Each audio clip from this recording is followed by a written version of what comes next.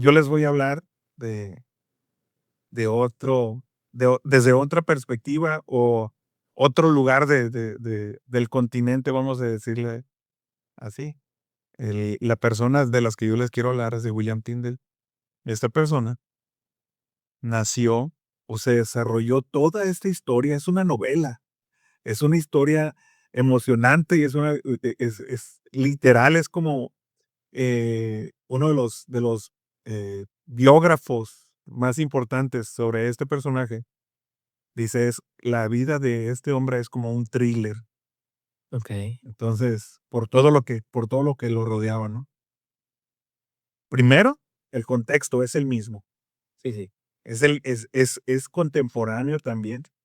Él nace no me voy a atrever a pronunciar dónde nace porque la ciudad es muy rara, pero es en Inglaterra, es en la frontera de Gales, no la voy a decir mejor, pero él nace en 1494. Dentro del mismo contexto del humanismo, empezaba a desarrollarse dentro del humanismo. Había una frase muy popular que era ad fontes, era irse a las fuentes. Entonces, ese sentido de irse a las fuentes para poder entender la escritura también estaba ahí en Inglaterra. Entonces, en esa frontera de Gales nace Tyndale. Tyndale es hijo de padres, no vamos a decir que eran ricos. Tyndale nace en 1494 en esa frontera de Gales. Y en esa frontera de Gales es una zona muy particular. ¿Por qué? Porque en esa frontera de Gales se había escuchado mucho de John Wycliffe. Guay. Entonces, las enseñanzas de Wycliffe se escuchaba hasta ese entonces como un secreto a voces. Había enseñanzas de los discípulos o seguidores de Wycliffe que le llamaban los Lollardos Ajá. y se escuchaba entre las comunidades, pero como un secreto a voces por miedo al imperio y a la hegemonía y al castigo de la iglesia Católica. católica. Entonces, ahí nace Tyndale. Es hijo de casi no se tiene indicios de la familia de Tyndale o registros, solamente se conoce el nombre de un hermano y el nombre de su padre. La profesión de su padre era como una especie de terrateniente en esa zona. Por lo tanto, tenía muy buenas relaciones y estaba acomodado. No era aquel multimillonario, pero tenía, Solvencia, ¿no? exactamente. Ahora, contrario de los dos personajes que ustedes dijeron, Tyndale no se caracterizaba por hablar al público, por esa elocuencia, por ser tan bueno y por ser tan convincente en sus palabras al momento de hablar frente al público. A él, los historiadores o los biógrafos de él lo ven más, lo pintan más como un eh, ratón de biblioteca, le dicen. Era muy inteligente, pero era muy retraído en ese aspecto. Introvertido. Era muy introvertido, esa es la palabra correcta. Entonces, era tan inteligente que Tyndall lo que hizo fue aprendió 8 idiomas a hablar. ¿Qué? Él hablaba y escribía de manera fluida 8 idiomas. Era un genio. Estaba pesado para Es que dicen que una vez entendiendo el sistema de la escritura, puedes aprender idiomas en cuestión de nada. Cuando tú comprendes de cómo está diseñado el lenguaje. Cuando ya aprendes 3, 4 idiomas que los demás se te hacen muy fáciles. Dicen. Yo batallo con el inglés todavía. pues, Tyndall hablaba español, hablaba inglés, que era su idioma nativo, hablaba italiano, hablaba francés, hablaba latín, hablaba alemán, hablaba griego y hablaba hebreo. Qué locura. Con razón le decían ratón de biblioteca. Exactamente. Entonces, Y nunca tuvo novia. pues de hecho, no, bueno, ahorita te lo voy a contar. Entra a estudiar en su etapa temprana, a partir de los 12 años, al colegio, al Magdalena Hall en Oxford. Y Oxford ya era Oxford en ese entonces, pues. Entró a estudiar ahí y ahí se recibió con un en artes, en posgrado en artes, ¿no? Y ahí él dice que él recibe la educación tradicional, pero se cuenta también los biógrafos en un futuro que él rechaza ese tipo de educación que recibió en Oxford, porque ahí había mucho debate también ya. Y dice que el debate lo único que hacía era el debate que ellos vivían ahí, oscurecían solamente la fe. Pero sale de Oxford y entra a Cambridge. Y en Cambridge pasa algo muy particular en la vida de Tyndall. ¿Por qué? Cambridge se caracteriza en ese momento, en ese tiempo donde él entra, como un hervidero de nuevas ideas que llegaban de todas partes del continente. Él se junta y tiene un grupo de amigos donde de manera constante se van a un bar, allá lo conocen como tabernas, y forman un grupo. El grupo se llamaba, por el nombre del bar, The White Horse Inn. Así se llamaba el grupo. El caballo blanco, así se llamaba el bar. Ahora, ¿qué era lo que hacían ahí? Ellos convivían, ellos bebían, pero ellos también hablaban sobre las nuevas ideas. Dentro de ellas, una de las ideas más importantes, les voy a decir cómo le decían de manera vulgar a ese grupo. A ese grupo le llamaban la pequeña Alemania. Ok. Hablan de Lutero. Exactamente. Hablaban mucho sobre un monje alemán que estaba sobresaliendo, de nombre Martín Lutero. Entonces, se cree que esa era una parte muy importante en la influencia de este nuevo pensamiento que despertaba en Tyndall. Pero si nos fijamos, había un antecedente de su infancia en cuanto a lo secreto y ya después lo refuerza acá. Cuando entra a Cambridge es cuando tiene el primer contacto con escritura traducida, que es el Nuevo Testamento de Erasmo de Rotterdam. Ok. También. También, exactamente. O sea que los tres estaban influidos por el mismo Erasmo. Exactamente. Ahora, ¿cuál es una particularidad que yo encontré? Y que creo yo que fue ese clic que hizo para poder buscar algo diferente. Erasmo de Rotterdam, al ser humanista, él traía en su lema ad fontes, a las fuentes, y él lo que tradujo, recordemos que estaba la Vulgata Latina, como tú dijiste, y Erasmo de Rotterdam no hizo una revisión de la Vulgata Latina, sino que tradujo el Nuevo Testamento desde el griego. El Nuevo Testamento Se brincó la adoró Vulgata. completamente la Vulgata Latina y se fue al griego y ahí tradujo el Nuevo Testamento. Ok. Ahora, dijeras tú, bueno, pues es más fiel, pero una de las cosas más fieles que hizo es que encontró terminología diferente como estaba escrito en la Vulgata Latina. Uno de los ejemplos más relevantes es, por ejemplo, la palabra metanoiet o metanoia, lo que nosotros conocemos como arrepentimiento. En la Vulgata Latina dice pagar penitencias, hacer penitencias. Esa es una terminología católica que creo yo hasta ahorita todavía se Sí, escucha. y eso puso una doctrina. Exactamente. Entonces, el Nuevo Testamento de Erasmo de Rotterdam cambia esa palabra, esa terminología y pone arrepentimiento o cambio de pensamiento, lo que nosotros entendemos hasta ahorita. Ese tipo de pequeñas cosas fue lo que motivó a Tyndall, porque él no era de movimientos masivos, sino él era ratón de biblioteca. Él era de libros. Llega con eso y eso fue un motivante para poder buscar las fuentes originales. Eso fue de hecho lo que lo motivó a estudiar el latín, el griego y el hebreo, para poder él Para poder ir a la fuente exactamente, directamente él. exactamente.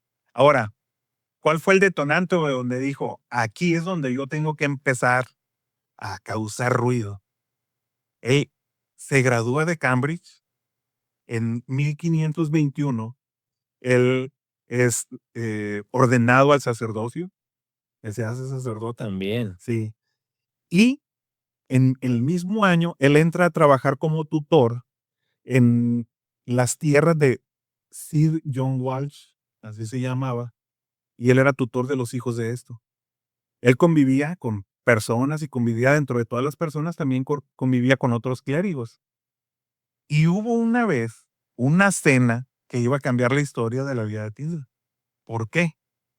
Porque él empezó a debatir con uno de los clérigos y hay una frase súper icónica de uno de los clérigos que le hicieron a Tyndale, y la frase fue esta: está mejor, es mejor, perdón, estar sin la ley de Dios que sin la ley del Papa.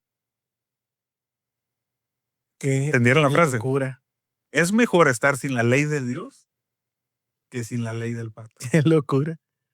Eso fue lo que le dijo el clérigo con el que estaba debatiendo. En ese momento, Tyndale no solamente hace una promesa, sino hace una declaración de guerra. Es que es una herejía Es una total, cosa. blasfemia. Pero te voy a decir algo. ¿Cuántas actualmente religiones, denominaciones, pasa lo mismo? O sea, no es algo de aquellos tiempos. Sí. Igual no lo dicen abiertamente, pero Ahorita hay muchas prácticas y doctrinas Que ponemos por por encima. encima de la del- escritura. Exacto. Exacto. Ok, entonces, en ese alegato, cuando él recibe esta frase, él hace esta promesa y esta declaración de guerra, que es la siguiente, y la voy a citar para no equivocarla.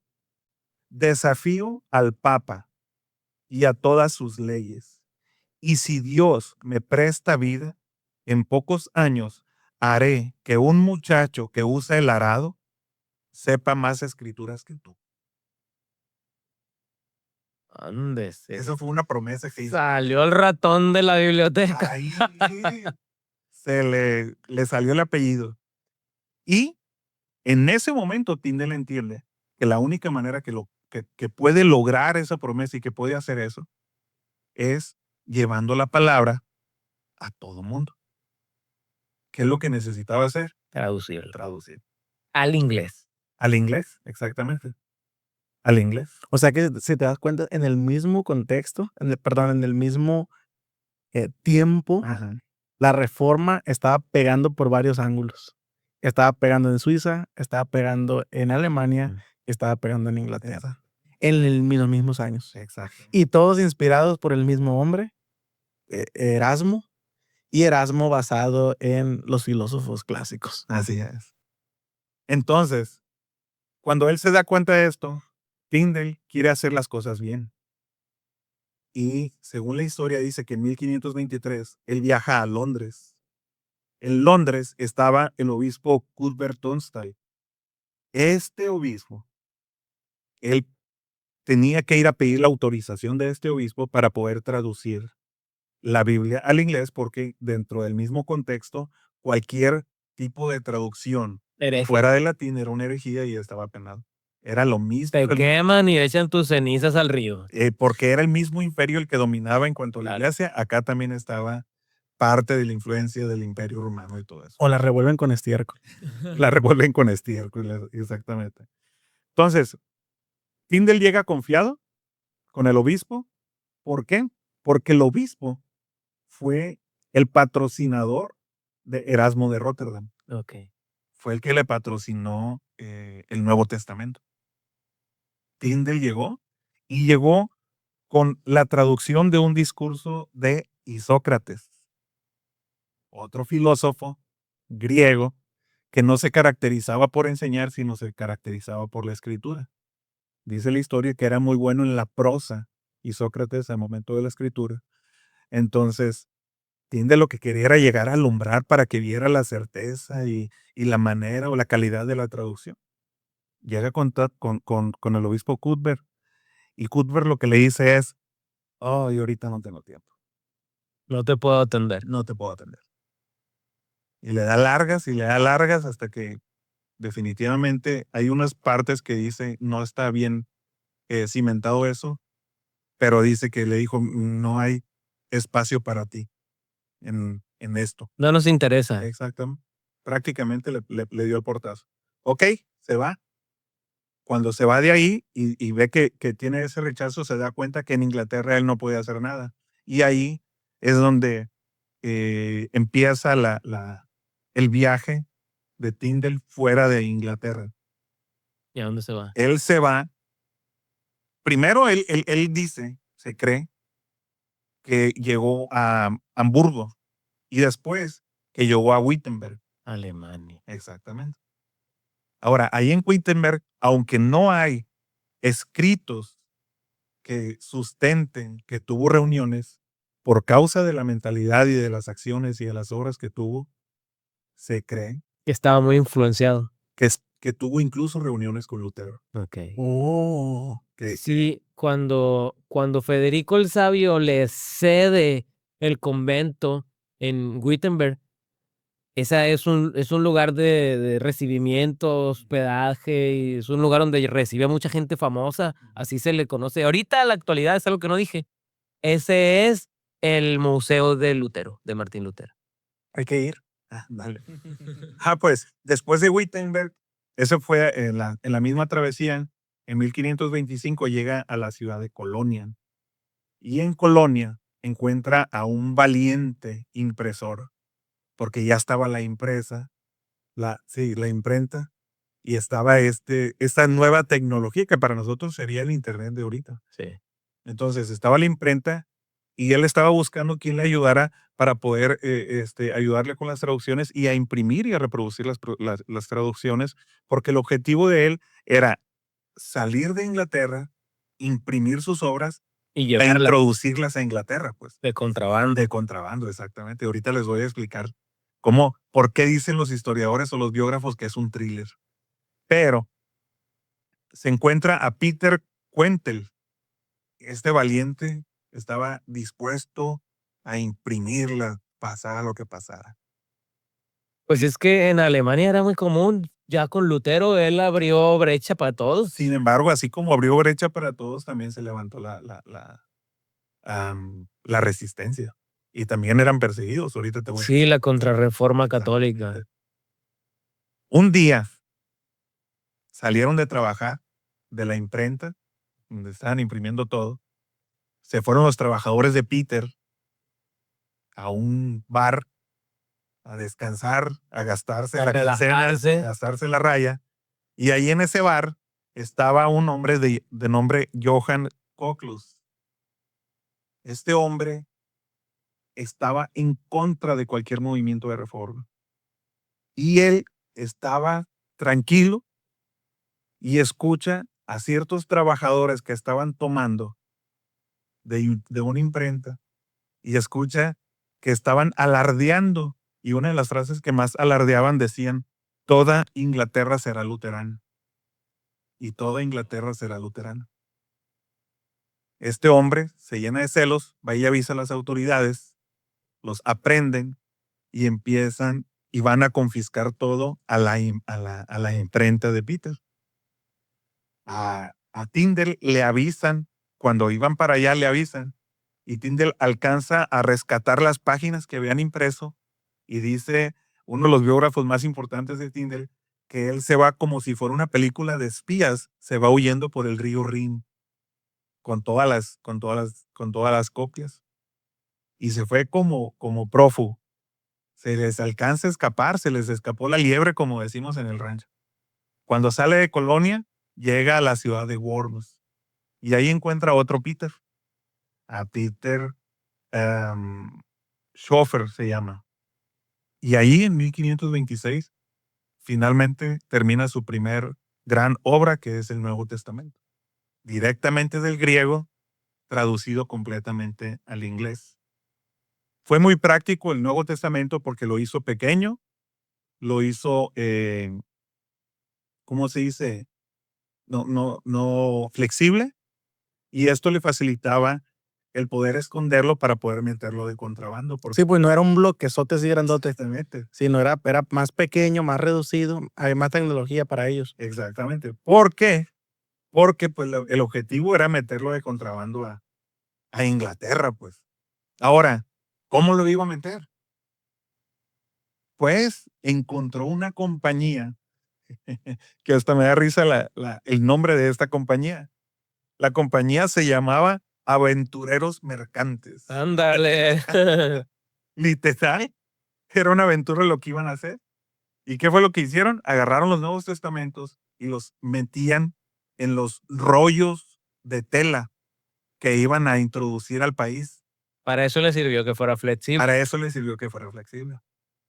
Agarraban sacos de harina, costales de harina, los descosían, metían los testamentos y los volvían a coser. Y cuando les tocaba introducir vino o licor, hacían los barriles con doble fondo. Y abajo. ¿Para qué? Ahí empezó el doble fondo, fíjense. Ya viene desde.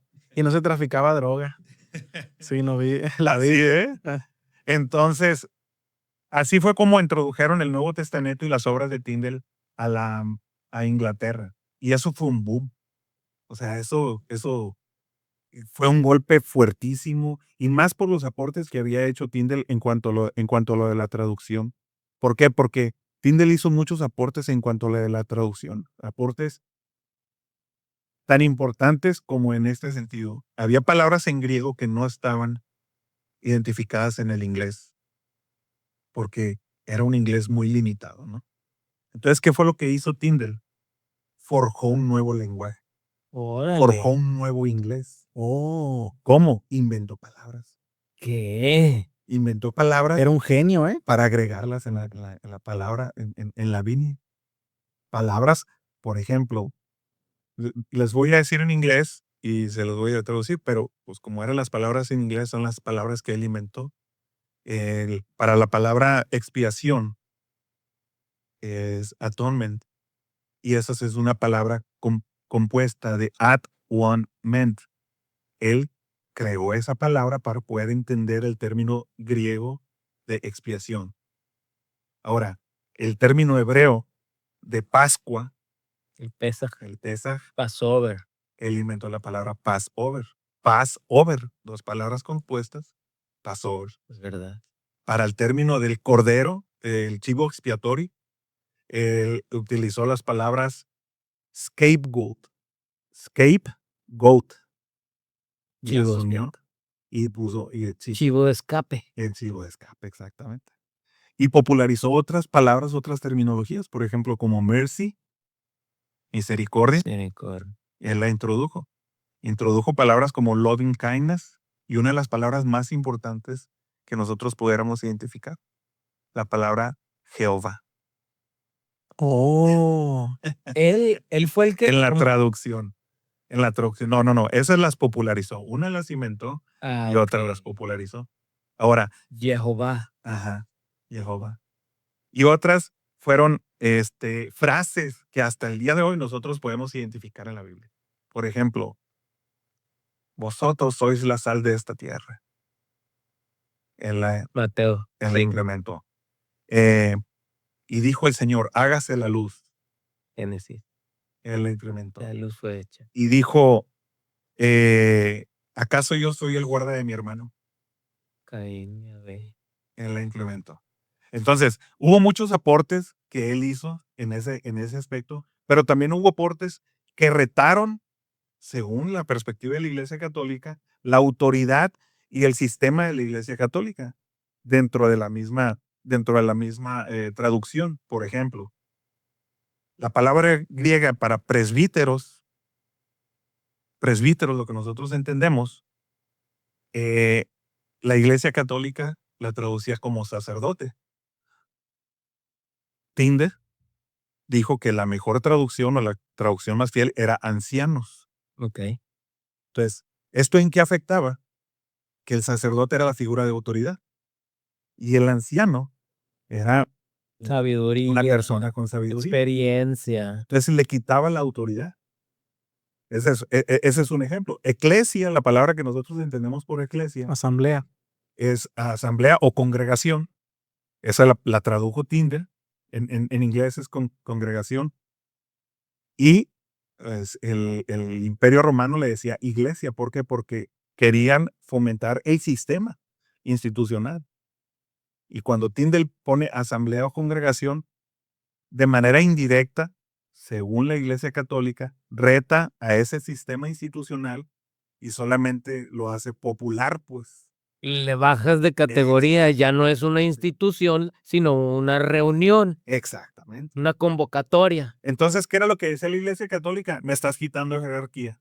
Obvio. Y Tyndale lo que decía, estoy siendo fiel a A la traducción. la traducción. Y no era un genio, ¿eh? Y no, pero, o sea, me llama la atención porque a diferencia, ves a Lutero con un carácter fuerte y retador y lo que tú quieras.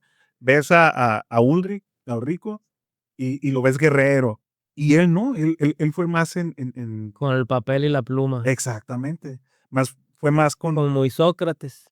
así es, como Isócrates, como en ese caso. Y justo, ahorita que recordaste Isócrates, acto seguido empieza la persecución. Empieza la persecución a Tyndale.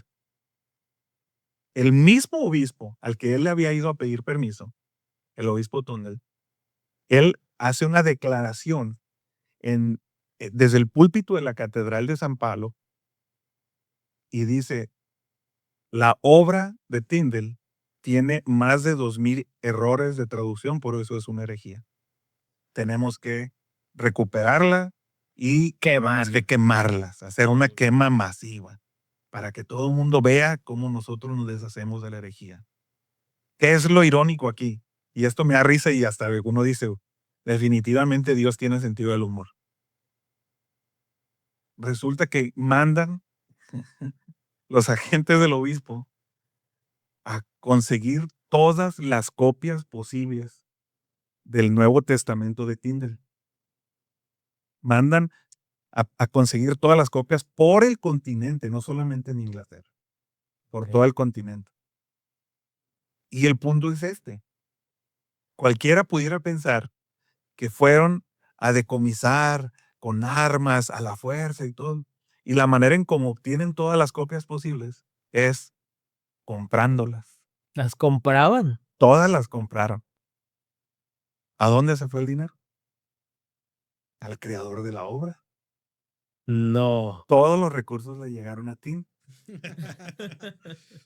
Entonces compraron todos los Nuevos Testamentos. Ay, él puso su imprenta y se puso a imprimir más. Entonces, Tyndale, ¿qué fue lo que pasó con Tyndale? Tyndale financió nuevas y mejores ediciones de su orden. Entonces hicieron la quema y Tyndale financió todas las obras. Claro. Fíjate que hay un dato muy curioso que se me pasó a mí decirles. Llega un momento en que igual la iglesia manda confiscar todas las traducciones al griego del Nuevo Testamento de Lutero, pero ya Lutero era todo un personaje. Entonces iban a las Institución ya. Sí, iban a las universidades, iban a las colonias, iban a los lugares, y era tanta la gente que apoyaba a Lutero, que, pues, no podían hacerlo por la fuerza, como dices tú. ¿Y qué hacía la gente? Iban, llegaba el gobierno, prendía una hoguera y decía: "Traigan todas las obras blasfemias, herejes de Lutero". Y la gente llevaba, por ponerte un ejemplo chusco del día de hoy, llegaban con la sección amarilla, ¿no? A echarle a la lumbre. O sea, llegaban con libros de X X. cosas, de recetas, de libros de novelas, de fábulas, de 1000 cosas, pero la obra de Lutero bien guardadita abajo del colchón. Y hacían fogatas enormes, hogueras enormes de puras cosas que ni al caso. Y la gente, la iglesia creyendo que estaban consiguiendo su objetivo. Pues así era la persecución de la obra de Lutero, perdón, de Tyndale. Y así fue como Tyndale obtuvo financiamiento. Ahora, Tyndale levantó muchos enemigos. ¿Por qué? Porque muchos eran devotos católicos, contando el rey. En aquel entonces era el rey Enrique VIII, que hasta ese momento todavía no se declaraba o proclamaba enemigo de Tyndale. Ahorita les voy a contar rápido por qué. Pero antes había un enemigo que sobresalía y que era poderoso. Hay un historiador, un biógrafo, uno de los más importantes, que era David, em, ahorita les digo el apellido, pero es uno de los más reconocidos de las biografías de Tyndale, que reconoce a un hombre que no era ni obispo, pero se dice o se creía que era, después del rey, el hombre más poderoso de Inglaterra o uno de los más poderosos de Inglaterra. Era Sir Thomas More. Millonario. Era millonario, era escritor, era humanista y era católico. Entonces, era devoto de la fe católica. Y este hombre veía a Tyndale como un monstruo. Incluso le puso un apodo, porque como era escritor, él también publicaba folletos. Ok. Y él le puso el sabueso del infierno. Le puso como, como apodo a Tyndale. Ahora, Tyndale, ¿qué fue lo que hizo? No solamente empezó a publicar el Nuevo Testamento, se fue, publicó el Pentateuco, publicó Génesis, publicó una nueva revisión de Génesis y publicó diferentes tipos de libros, pero también hizo obras que retaban la autoridad de la iglesia. Una de las principales era la obediencia del hombre cristiano. Y eran argumentos en contra de la iglesia, y Thomas More atacaba esos argumentos en contra de la iglesia por ser el devoto Lo católico. refutaba. Exactamente, unas refutaciones, pero muy fuertes, groseras y directas. Entonces, aquí es donde sale el rey Enrique VIII, por eso lo mencionaba hace ratito. ¿Por qué? Porque cuando Tyndale publica La obediencia del hombre cristiano y cuando ve sus rezos, a Enrique le encantó esa publicación. Y hay una frase muy célebre que se le atribuye a él. Enrique VIII dice, este es un libro para mí y para todos los reyes. Es que obvio, si le dicen, hey, todos los súbditos tienen que sujetarse al rey y no a Roma, estás poniéndolo a él como la máxima autoridad. Esa es una parte. La otra es que hay una historia de amor atrás de todo eso. No, thriller. Y ahí viene la novela. Para esto te voy a abrir un paréntesis o les voy a abrir un paréntesis sobre esta historia de amor. ¿Qué es? Acuérdense, Tienes que empezar diciendo resulta y resalta. resulta y resalta. ¿Qué pasó? Primero, les voy a hablar un poquito de años. En 1828 es cuando será publicada la obra La obediencia del hombre cristiano. Y es, ya les dije lo que postulaba, ¿no? Enrique la recibe, pero resulta y resalta que Enrique estaba casado con Catalina de Aragón. ¿Quién era Catalina de Aragón? Primero, Catalina de Aragón era la viuda del hermano del rey Enrique, Enrique VIII. ¿Cómo enviuda? Se casan con su hermano porque Catalina de Aragón era hija de la reina Isabel De los reyes católicos. y de los reyes católicos, exactamente. Fernando Y de del rey Aragón. Fernando de Aragón, que eran los reyes católicos, los mismos reyes que mandaron a Cristóbal Colón o que patrocinaron a Cristóbal Colón en sus travesías dentro del descubrimiento Oh, de América. Ok, Catalina de Aragón era la hija de ellos ok. y habían amarrado el trato del matrimonio con la corona inglesa por medio del príncipe Arturo de Gales. El príncipe Arturo de Gales muere, Catalina de Aragón tiene o enviuda con 16 años, y los reyes de Inglaterra, en este caso los papás del príncipe Arturo y del príncipe Enrique, el rey Enrique VII, como le habían dado una dote muy grande, dijo, no quiero regresar la dote y no quiero que las relaciones se pierdan. Porque acuérdense que en aquel entonces, dentro del contexto, para poder tener relaciones políticas, económicas e incluso en cuanto a conflictos bélicos, pues se amarraban los tratos con matrimonio. Casaban entre sí. Exactamente. Entonces, le dijeron a los reyes católicos, tranquilos, no se lo lleven, aquí tenemos otro muchacho, lo podemos casar con él. Entonces, Catalina de Aragón es casada, o más bien Enrique es casado con Catalina de Aragón. Catalina era mayor que él, creo que 5 o 6 años. Son muchos. Aparte, Catalina de Aragón tenía una hermana de nombre Juana y tenía un apodo Juana la Loca. Juana la loca. Era hija de los reyes católicos. Juana la Loca tenía un hijo de nombre Carlos, que en 1528 tenía nombre, era el rey Carlos V o el emperador Carlos V. De tal manera que Catalina de Aragón era tía del emperador Carlos V, El que juzgó a Lutero. del que juzgó a Lutero, exactamente. Entonces, ella era tía del emperador, era una de las familias más importantes en aquel entonces de todo el mundo, de las más poderosas de todo el mundo, de las más influyentes de todo el mundo y de las de mejor reputación en todo el mundo. Esa era Catalina de Aragón.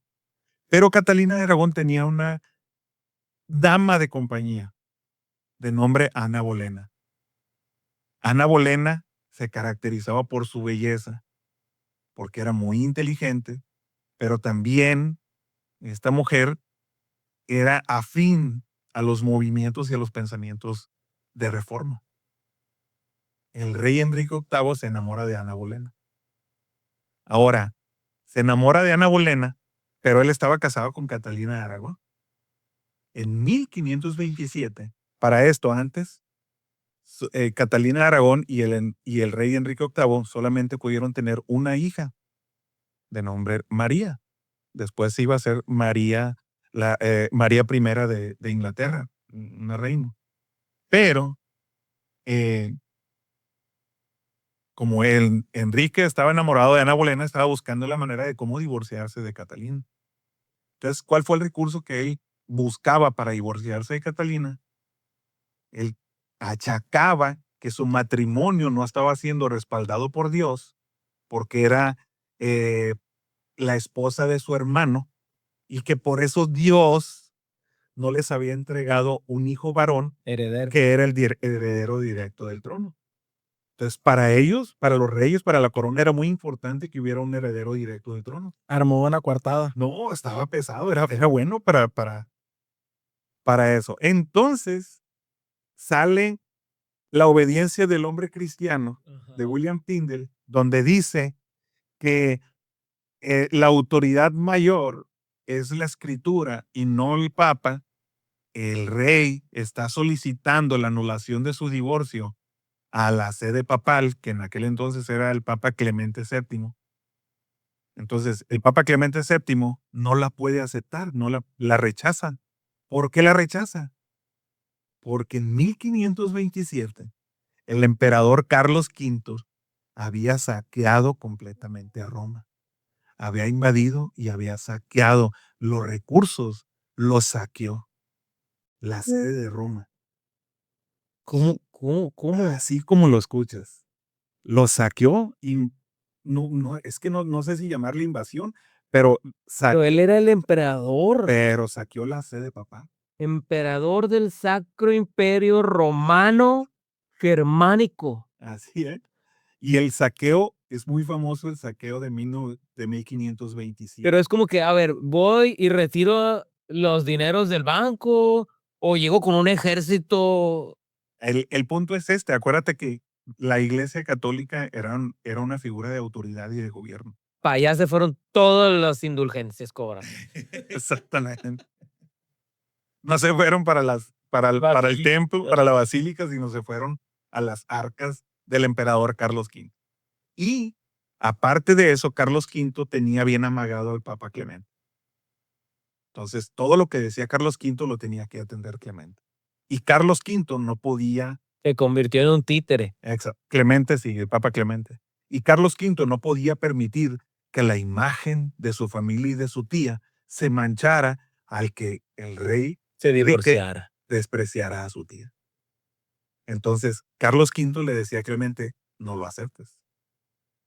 Imposible. Exacto. Hay una novela detrás de todo, ¿no? No, es que está bien chilo. Está bien chilo. Entonces, le dijo, no puedes hacerlo. El Papa no podía porque estaba entre la espada y la pared y le decía, o le decía a uno que no, que era al saqueador, o le decía al otro que no, y venía el divorcio de la iglesia. Ana Bolena, de manera astuta, Como serpiente. le entrega la obra de la obediencia del hombre cristiano Al rey Enrique. al rey Enrique. Y Enrique, ahí cobra sentido la frase famosa de Enrique que dice, este es un libro para mí, para todos los reyes. dijo Enrique, aquí encontré oro yo. Y cómo no. Vengan, tráiganme a William Tyndale, vamos a llenarlo de oro y de riqueza, así le vamos a dar un puesto en la corte real. Le cayó como anillo al dedo. Sí, de ahí se agarró.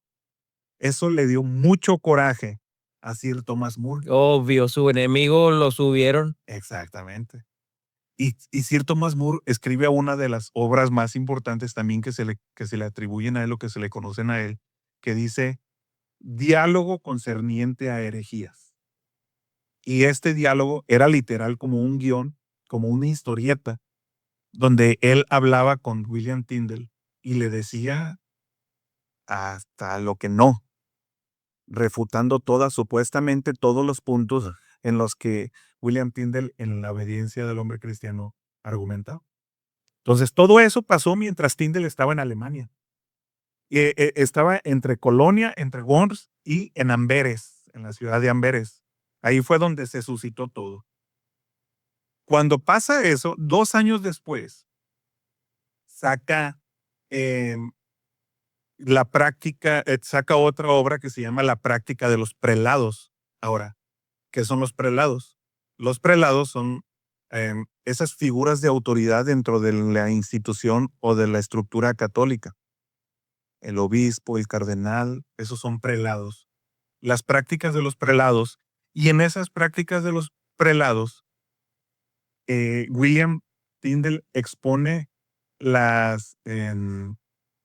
¿cómo se llama? La corrupción que hay entre las prácticas, entre las figuras de autoridad dentro de la iglesia. La venta de los cargos. Las ventas de cargos, ahí también toma un poco lo de las indulgencias, pero la más fuerte, la crítica más fuerte que hace es que ahí había un cardenal de nombre Thomas Wolsey, que era el cardenal de Inglaterra, y este amigo lo que estaba haciendo es que había sido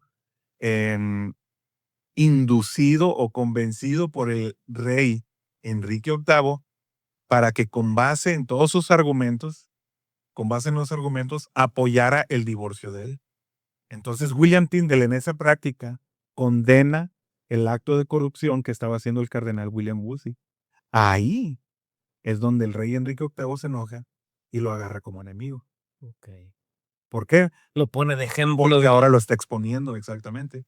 Ahora expone la búsqueda del divorcio con Catalina de Aragón, porque hasta ese entonces todavía no se había divorciado.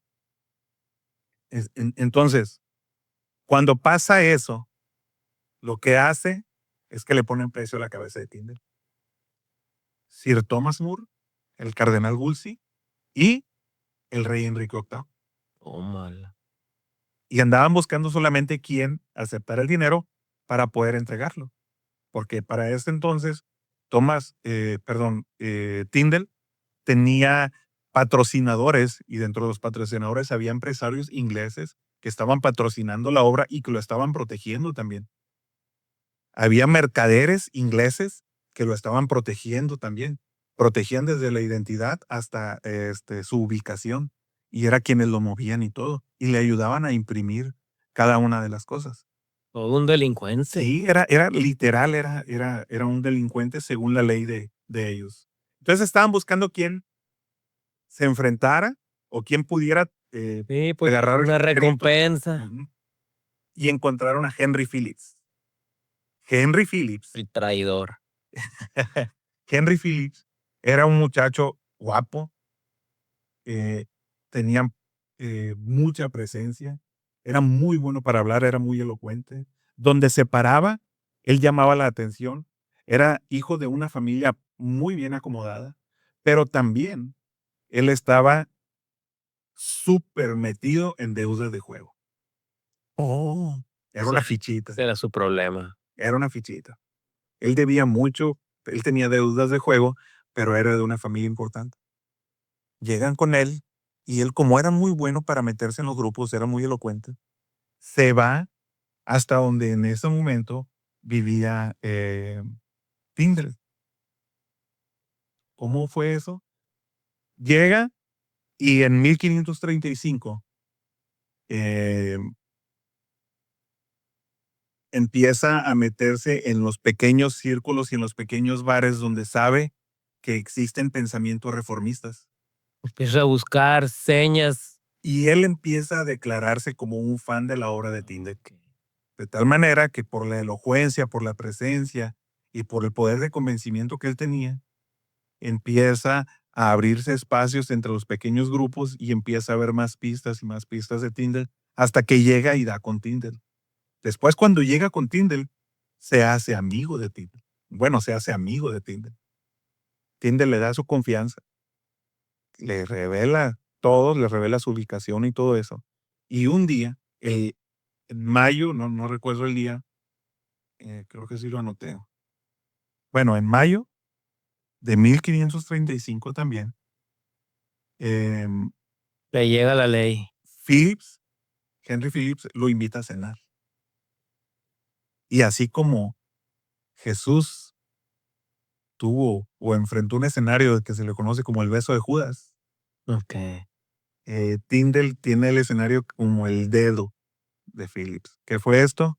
Iban a ir a cenar y en uno de los callejones de Amberes, Tyndale levanta la mano y señala sobre la cabeza de...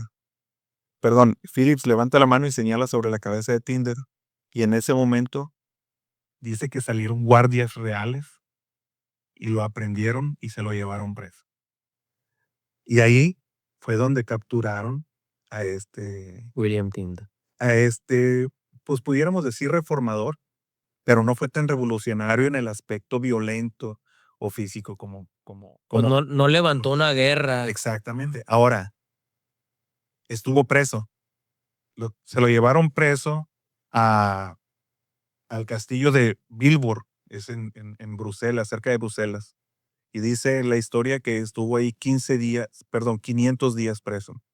Ahora, ¿sabes qué? Lo curado de esto, lo interesante de esto, también es las condiciones en las que él vivía. Él vivía en la prisión. Él estaba en unas condiciones horribles, como quizás nosotros nos podamos imaginar.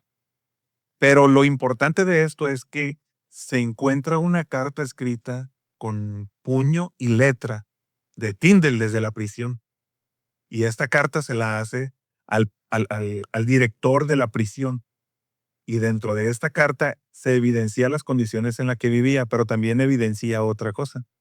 Y la cito una de las cosas que escribió, dice: le ruego, mi señor, este es Tyndale escribiendo al director de la prisión, le ruego, mi señor, que me conceda un abrigo más cálido, porque el que tengo es muy delgado. Sufro mucho de frío en la cabeza y estoy afligido por un catarro perpetuo. También le pido una lámpara por la noche. Es tedioso sentarse solo en la oscuridad. Y los historiadores dicen, así eran las condiciones que vivía Tyndale en la prisión, que siempre tenía el catarro, siempre estaba enfermo, siempre sufría fríos y siempre estaba en la oscuridad. Y en la humedad. En la humedad, entre el hongo y entre todo eso, ¿no? Pero también revela el corazón de Tyndale. ¿Por qué? Porque después sigue escribiendo Tyndale y dice, pero sobre todo, le ruego que permita que tenga mi Biblia hebrea, mi gramática hebrea y mi diccionario hebreo para poder pasar tiempo estudiando. Y piensen en esto. Estaba en el peor de los escenarios, condenado a muerte. Un infierno en vida. Exactamente. Y lo único que él pensaba era seguir su obra. Qué locura. La convicción. O sea, mira, se me eriza la piel. La convicción. Se me eriza la piel porque dices tú, la torre, o sea, cualquiera pudo haber renunciado en ese momento y él lo que quería era, aunque ella estuviera en el pasillo de los acusados, él lo que quería era seguir su obra. Él quería seguir con la traducción del Antiguo Testamento, pues, porque ahí, de hecho, en la segunda revisión de Génesis es donde se quedó, antes de que lo aprendiera. Entonces él lo que quería era, por eso pedía las cosas en hebreo, porque él estaba atendiendo lo del Antiguo Testamento. En 1538 fue enjuiciado. Ese fue un juicio de caricatura. Al modo. Exactamente. Muchos de los historiadores dicen que la defensa de Tyndale fue brillante, así la tipifican, pero vana. ¿Por qué? Porque ya estaba. La sentencia ya estaba. Exactamente, ya estaba condenado. Lo que sí es que tuvieron misericordia, porque él fue condenado a la hoguera. Y tuvieron misericordia porque como él había sido sacerdote, la misericordia que le mostró la iglesia a Tyndale fue que lo iban a ahorcar primero. Lo iban a estrangular primero. Ya amarrado en la... Para no quemarlo vivo, Para no quemarlo. quemarlo muerto. Exactamente. Qué misericordios. Qué buena onda. Sí.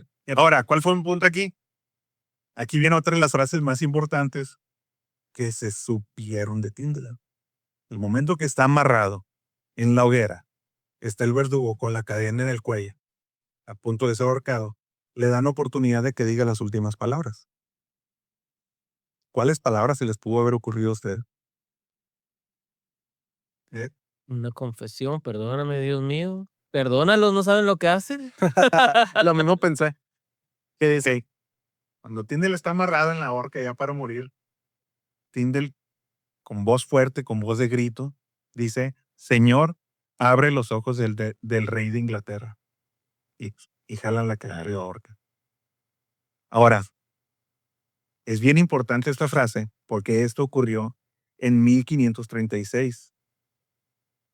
3 años después, en 1539, el rey de Inglaterra, al que Tyndale en la hoguera pidió que le abrieran los ojos, y el mismo que mandó a su gente a apresarlo para poder condenarlo a muerte, en 1539, autorizó la publicación de la primera Biblia en inglés que pudiera ser leída para todas. Tuvo fruto rápidamente. En 3 años. Fue la Gran Biblia. Así se le llamó, la Gran Biblia. Ahora, ¿quién fue el autor?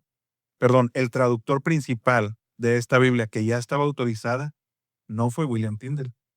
Fue un hombre de nombre Miles Coverdale, que el rey no sabía, pero era discípulo de Tyndale. Ok, al final de cuentas fue Tyndale. A final de cuentas, la obra de Tyndale fue efectiva en el Prosperó. en el reino. Así es. Entonces, como todos sabemos y como lo decíamos ahorita, pues él también fue un mártir. Y por lo regular, como es la historia común de los mártires, el legado o la historia o el comienzo de la influencia del mártir es después de muerto. Poniéndolo por lo regular, ¿no? Entonces, nosotros podemos ver la historia y la influencia de Tyndale, de este reformador, no solamente en tipo de pensamientos, sino en escrituras y en lenguajes. Hay obras que hasta la fecha siguen siendo puño y letra de Tyndale. Por ejemplo, en inglés, la Biblia King James, ordenada o formada por el rey Jacobo I, James. el Jacobo rey James. James. Ajá.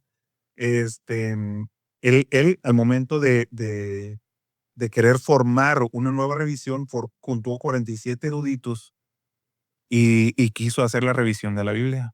Cuando empiezan a revisar la Biblia se dan cuenta, la King James, la que ellos revisaron no podía decir reescribieron, ¿no? Pero publicaron, exacto, publicaron el 83% del Nuevo Testamento de la King James es puño y letra de Tyndale. Wow. Y el 74-75% del Antiguo Testamento También. es obra de Tyndale. Oye, la King James es prácticamente la reina Valera. Como si fuera la reina Valera de nosotros, exactamente. Qué impresionante, ¿no? Sí. Entonces, hasta la fecha se usa para En las iglesias para predicar, Exacto. para armar sermones. Ahora, en el lenguaje, uno de los genios y de los principales íconos de la literatura inglesa o en inglés es William Shakespeare. La principal influencia de William Shakespeare, declarado por él, fue William Tyndale. Neta. Sí. Entonces, revolucionó el lenguaje, modificó, creó o aportó en la creación de un inglés uniforme, por así decirlo, porque las zonas, así como tú decías en Suiza, aunque era inglés, a final de cuentas tenían sus tecnicismos y muchas veces no se entendían, pues. Por causa de la Biblia, traducida al inglés, Se unificó. se unificó el inglés. Entonces, no solamente influyó en la creencia de una cultura cristiana o de una cultura reformista o de la ideología de la reforma, sino también en el lenguaje. Entonces, hasta la fecha todavía tiene valor. Yo te tengo una pregunta. Tú dices, 3 años después, el rey Enrique VIII autorizó la publicación de la Biblia en inglés. Ajá. Según yo, William Tyndale fue de los precursores de la iglesia anglicana. Ok. Él no abrió la iglesia anglicana. Qué bueno que preguntas eso. Cuando al rey Enrique VIII le llega, El escrito del hombre. así es, del hombre cristiano, el rey lo que usa es, al momento de que el papa no le acepta Su el divorcio. divorcio, el rey se divorcia de la iglesia católica. Rompe con la iglesia católica. Rompe toda relación con la iglesia católica. Pero era por algo más de gobierno, ¿no? De reinado, de no estar bajo los... No, pues para poderse casar. Principalmente él tenía el interés de casarse y de anular un matrimonio que él no quería. Y quizás en cuestión de gobierno buscaba también la sucesión del trono.